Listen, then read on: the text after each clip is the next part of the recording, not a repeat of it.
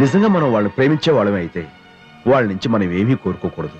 వాళ్ళు ఇలా ఉండాలి, ఇది చెయ్యాలి అని ఆశించినప్పుడే మనకి నిరాశ ఎదురవుతుంది. ప్రతి మెతుకు మీద తినేవాడి పేరుంటుందంటారు.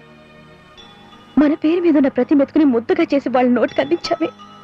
అలాంటి మనకు కనీసం ఒక్క మాట కూడా చెప్పాలనిపించలేదు వాళ్ళకి. పొరపాటు దేవి, వాళ్ళని ప్రేమించే హక్కు మనకుంది, అంతేగాని మమ్మల్ని ప్రేమించండి అనే అధికారం మనకు లేదు.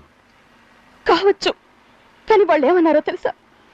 ఆడది చివరికి చేరాల్సిన మజిలీ భర్త ఒడేనని, పొందాల్సింది భర్త ప్రేమేనని వాళ్ళు నాకు నీతులు చెప్పారు తెలుసా? వాళ్ళు ఆ మాట్లాడుతుంటే నాకు జీవితంలో ఒంటరిదాన్ని అయిపోయింది. దేవి ఊరుకో.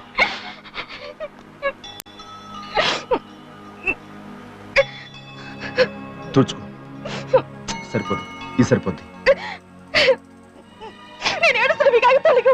లేకపోతే ఏమిటి, నేను ఉండగా నువ్వు ఒంటరిదాన్ని ఎలా అవుతావు?